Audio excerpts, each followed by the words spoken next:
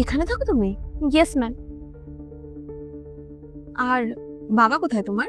বাবা একটু মিষ্টি আনতে গেছে, এই তো কিছুক্ষণের মধ্যেই আসবে। ম্যাম আপনার জন্য কি জল নিয়ে আসবো? না না, জল টল আমার কিছু লাগবে না। তোমার বাবা খালি একবার এসে যাক, তোমার বাবার হাতে মার্কশিটটা দিয়ে আমি জাস্ট চলে যাবো। আর তাছাড়া তোমাকে দেখে মনে হয় না যে তুমি এরকম একটা ঘরে থাকো। এরকম ঘর থেকে তুমি বিলং করো? ম্যাম ম্যাম ওই যে বাবা এসে গেছে। ম্যাম কখন আসলেন? অনেকক্ষণ হয়েছে। আসতে কোনো অসুবিধা হয়নি তো? না না, কোনো অসুবিধা হয়নি। বলছি একটু মিষ্টি খান। আমি মিষ্টি টিষ্টি খাবো না। ম্যাডাম আপনি যে ফোন করে বলেছিলেন না যে মিষ্টি এনে রাখতে, আপনি মিষ্টি খাবেন?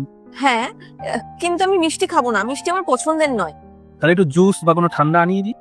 তোমার মেয়ে স্কুলের মধ্যে ফার্স্ট হয়েছে, তো সেই ব্যাপারে তোমার সাথে কিছু কথা বলার ছিল, আর এই মার্কশিটটা দেওয়ার ছিল। হ্যাঁ ম্যাডাম। আর তাছাড়া আমার একটা কথা জিজ্ঞেস করার ছিল তোমার কাছে। হ্যাঁ বলুন। তোমার মেয়েকে এত বড় একটা স্কুলে, মানে আমাদের স্কুলে ভর্তি করালে কিভাবে? ওই সরকারি কোটা হয় না, ওই বাবা স্কলারশিপ। স্কলারশিপ, ওই ওই ওর মাধ্যমেই ভর্তি করিয়েছি। আচ্ছা, স্কলারশিপ। তাই আমি ভাবছিলাম যে এরকম গরিব বাচ্চারা আমাদের স্কুলে চান্স পেলো কিভাবে। তাছাড়া আমাদের স্কুলের একটা নাম আছে, ওখানে সব বড় বড় ঘরের ছেলেমেয়েরা পড়াশোনা করে। এরকম গরিব বাচ্চারা পড়াশোনা করলে তাদের উপরে, সেই সব বাচ্চাগুলোর উপরে কি এফেক্ট পড়বে? আমাদের স্কুলের স্ট্যান্ডার্ডটাই নষ্ট হয়ে যাবে। ম্যাডাম আমার মেয়ে পড়াশোনায় খুব ভালো, এই জন্যই তো স্কুলে ফার্স্ট হয়েছে।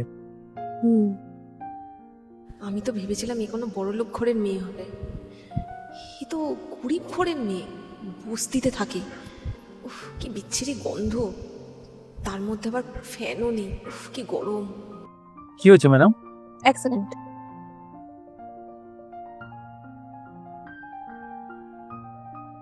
হ্যালো। আরে কোথায় আমি ফেসে গেছি। আমি তো ভেবেছিলাম মনে হয় কোনো বড় লোক ঘরে মেয়ে হবেও, কিন্তু এখানে এসে আমি জানতে পারি যে একটা ঝোপড়পট্টিতেও থাকে। একদম মানে যা তা, একটা ফ্যানও পর্যন্ত নেই ঘরে, জানিস? কি মানে কি জায়গায় যে ফেসে গেছি। আমার মনে হয় না ওরা 1 টাকা পয়সাও দিতে পারবে। টাকা দেওয়ার ওদের কোনো মুরদই নেই। যাই হোক, আমি এখানে কাজ সলভ করে তাড়াতাড়ি বেরোচ্ছি। পারছি না আমি এখানে বসে থাকতে। তুই রাখ ফোন। হ্যাঁ হ্যাঁ ঠিক আছে, আমি আসছি। আর বাকি যা প্রসেস আছে সেটা আমি ফোন করে বলে দেবো। একটা অ্যাডভাইস দেবো, তোমার মেয়েকে কোনো সরকারি স্কুলেই ভর্তি করিয়ে দাও, সেটা বরং ওর জন্য যোগ্য। কারণ আমাদের স্কুলে সব বড়লোক ঘরের ছেলেমেয়েরা পড়ে, আর ও ওরকম স্কুলে পড়ার যোগ্যও নয়। পড়াশোনায় চলো ঠিক আছে, বাট ম্যানার্স এর দিক থেকে, আদার্স দিক থেকে আমাদের স্কুলে একটা স্ট্যান্ডার্ড আছে। ও সেই স্ট্যান্ডার্ড নেই। আমাদের স্কুলে সব বড়লোক ছেলেমেয়েরা পড়ে, তো ওখানে ও পড়লে পরে ওদের মধ্যে একটা সমস্যার সৃষ্টি হতে পারে।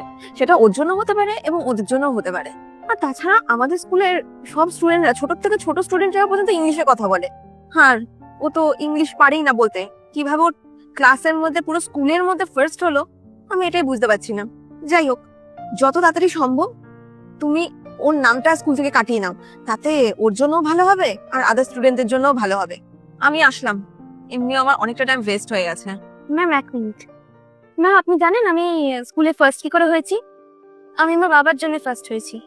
ম্যাম আপনি তখন বললেন না আমি স্কুলে সার্ভাইভ কি করে করব। ম্যাম আমি কিন্তু ওই স্কুলেই ফার্স্ট হয়েছি, অ্যান্ড ঠিক সেই জন্য আপনি আমার বাড়িতে এসে আমার মার্কশিটটা দিতে এসেছেন। অ্যান্ড ম্যাম আপনি একজন টিচার, অ্যান্ড আপনার কাজ হচ্ছে আমাদের ভালো শিক্ষা দেওয়া আর ভালো উপদেশ দেওয়া, আর তা না করে আপনি আমার বাড়িতে এসে আমাকে ডিমোটিভেট করছেন। If I talk about my English, you know that I can speak very well English.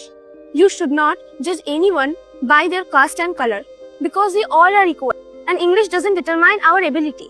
Ma'am আপনি ফোনে যা কথা বলছিলেন আমি কিন্তু সব শুনেছি আর বুঝেছি। দেখেছেন ম্যাডাম, আমার মেয়ে কি সুন্দর ইংলিশ বলতে পারে, আবার বোঝাতেও পারে। আপনারাই কিছু বুঝতে চান না। আর একটা কথা বলি ম্যাডাম, জানেন তো এই যে যোগ্যতা না, পরিশ্রমের দ্বারা আসে, একনিষ্ঠতার দ্বারা আসে। আপনি এখন একটা বড় পদে রয়েছেন, একজন অধ্যাপিকা আপনি। আচ্ছা আপনি কি বলতে পারবেন যে আপনার বাবা কি কাজ করতেন? আমার বাবা স্কুলের ড্রাইভার ছিলেন। দেখুন, আপনার বাবা একজন ড্রাইভার ছিল, তারপরেও আপনাকে দেখুন, আপনি একজন স্কুলে এত ভালো একটা পদে রয়েছেন। কেন রয়েছেন? পরিশ্রমের জন্যই। দেখুন ম্যাডাম একটা কথা বলি, আপনি একজন স্কুলের টিচার, এবং আপনি এখন স্টুডেন্টদের যেটা শেখাবেন সেটাই তারা শিখবে, এবং পরে তারাও সেটা একজনকে শেখাবে। তো আমার মনে হয় যে আপনাকে সেই দিকটাই নজর রাখা উচিত। কিন্তু আপনার চিন্তাভাবনা অনেক নেমে গেছে, আপনি এখন আর সেই সব চিন্তা করেন না। আপনি আমার সাথে ফোনে কি সুন্দর হেসে কথা বলছিলেন, কিন্তু যখন আপনি এসে দেখলেন যে আমাদের বাড়িঘরটা এরকম, তখন কিন্তু আপনি আমার সাথে কথা বলার ধরনটাই পাল্টে দিতেন। আজকে আপনি যদি কোনো বড় লোকের বাড়িতে যেতেন, তাহলে সেই বাড়ি থেকে আপনি মিষ্টিও খেতেন, জুসও খেতেন, ভালোভাবে কথাও বলতেন।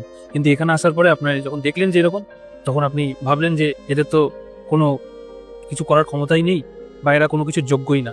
কিন্তু দেখুন, আপনার সামনে কিন্তু আমার মেয়ে দেখিয়ে দিল যে আমার মেয়ে সেটা যোগ্য, আপনাদের স্কুলে পড়ার যোগ্য, এবং আপনাদের স্কুলে পড়ে সেখান থেকে ফার্স্ট হওয়ারও যোগ্য। দেখুন ম্যাডাম, আমি মনে করি যে আপনারও উচিত সেই দিকটা দিকেই নজর দেওয়ার। কিন্তু আপনাকে একটা কথা আমি বলে দিই, যে স্কুলে পড়ার কথা যে আপনি বলছিলেন না, যে আপনাদের স্কুলে পড়ার যোগ্য ও নয়, দেখুন ওর পরিশ্রম, ওর যোগ্যতাই ওকে বলে দেবে যে ও কোথায় পড়ার যোগ্য। আর তাছাড়া একটা কথা বলি, এরকম কোনো স্কুলেও পড়বে না যেখানে এরকম ভেদাভেদ বা এরকম নিচু উঁচু এইসব কিছু শেখানো হয়। সেই স্কুলেও পড়বে যেখানে সম্মান, অধিকার এবং ভালো শিক্ষা দেওয়া হয়। আমিও চাই ও সেই স্কুলেই পড়ুক এবং সেই স্কুল থেকেই নাম উজ্জ্বল করুক সবার, আমার দেশের এবং নিজের। আর তাছাড়া আমি মনে করি যে আপনাদের মতন টিচারদের চিন্তাভাবনা পাল্টানোর দরকার আছে।